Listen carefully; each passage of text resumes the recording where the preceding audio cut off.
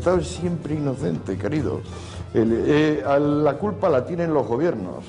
O sea, el Estado siempre es inocente. El Estado es una institución sabia para moderar el egoísmo individual. El que se atreva a atacar y a poner en duda el Estado es que no sabe de lo que habla, a mi juicio. Yo he sido de los primeros, porque es que yo me he pasado una época de anarco radical, ácrata.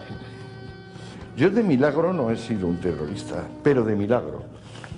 Como estuve metido en las escisiones prochinas del PC y en las variantes más extremas, y además tenía mucha relación con etarras, de milagro no he hecho alguna cosa con el FRAP, de milagro, pero claro, me alegro infinitamente. O sea, nunca me lo hubiera perdonado, probablemente me hubiera suicidado si hubiera hecho algo así.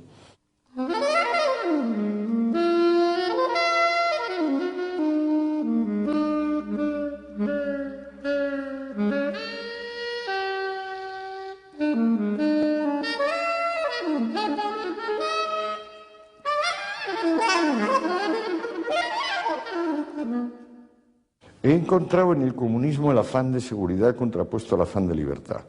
Eso es el núcleo del descubrimiento que he hecho.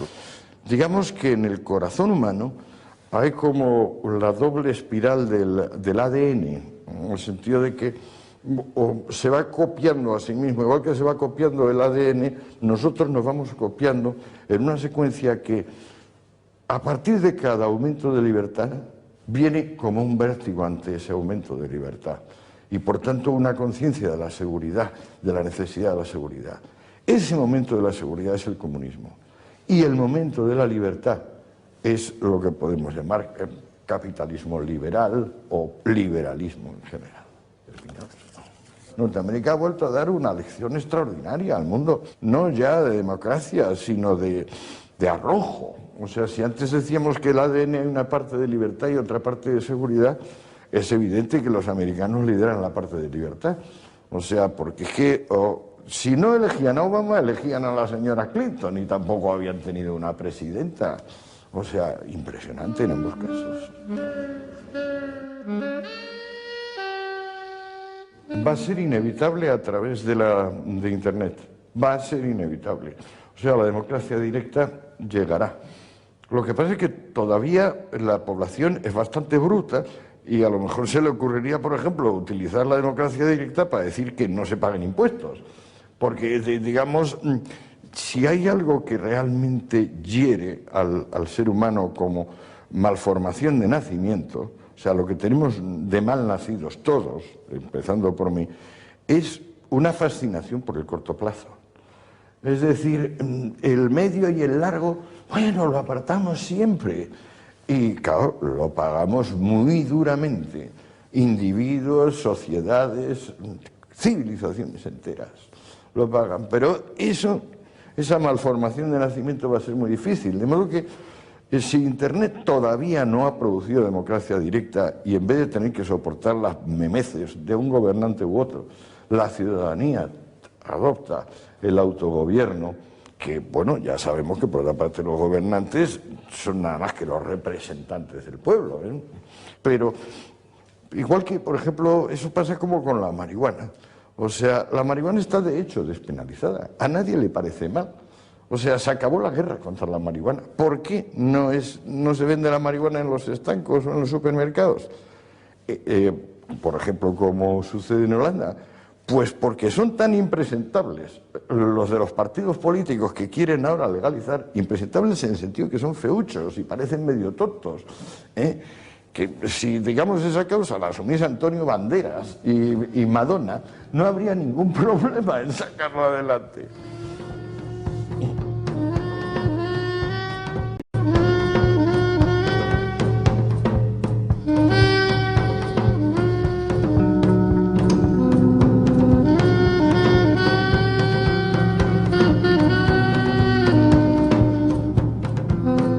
Estoy harto de eso, estoy absolutamente harto de eso.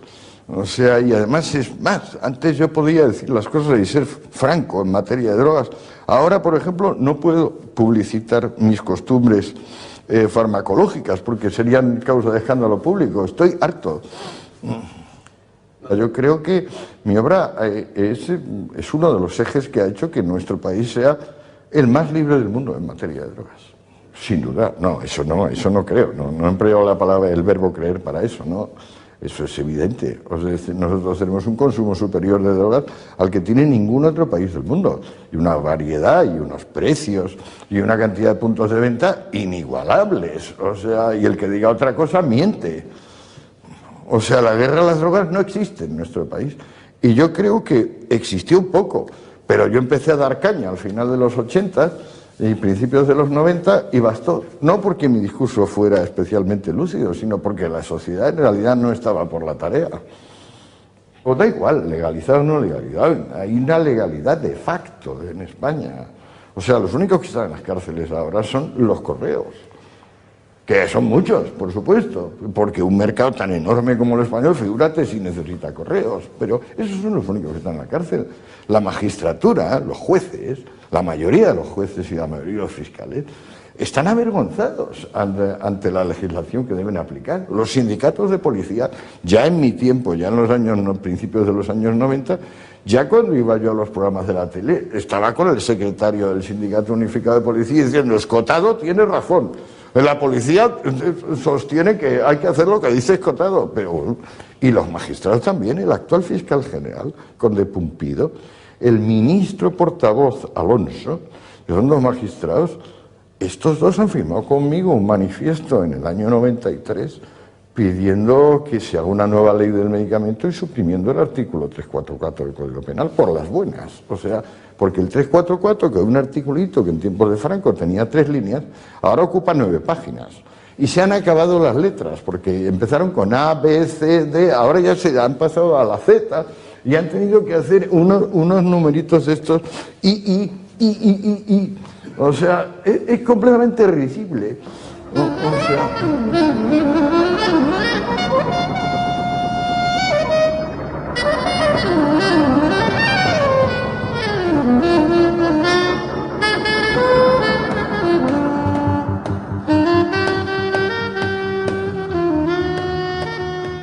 ¿Por qué el Ministerio de Justicia en España tiene un presupuesto como de tiempos de Cánovas del Castillo y Sagasta?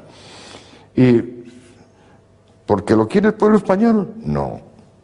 ¿Porque no hay dinero? No. ¿Por qué tenemos un Ministerio de Justicia como el que tenemos? Pues porque interesa que las decisiones judiciales sean lentas. Porque la clase política vive de ser elegida cada 4 años. Y 4 años es lo mínimo que toma una causa jurídica. De modo que, teniendo una justicia que funciona mal, toda la clase política, da igual PP que PSOE, por eso no se ha cambiado ni con Aznar, ni con González, ni con este, interesa una justicia lenta. No ya mala, lenta. Pero la moralina, el sermón, lo edificante, no, con eso no se va a ninguna parte. O sea, si estás mirando ahí y le dices a tu prójimo, la obra con esto responsablemente, pues ¿y por qué no lo dicen con respecto al coche? Y con respecto a todo lo demás, ¿no? Las drogas ilegales son un distrito de distorsiones psicóticas legitimado. O sea, es un lugar donde la gente puede decir sin parar cosas delirantes y pensar que están diciendo lo necesario. No lo verdadero, lo necesario. Pensando en otros, yo siempre he dicho, usted que habla mal de las drogas, lo que se está muerto de miedo a su propio interior. Usted es el que es una piltrafa ante una droga, porque usted no tiene sentido de la responsabilidad. Usted en particular, y sin embargo usted lo proyecta como que fuera un asunto de todos los demás. Cuídese, señor.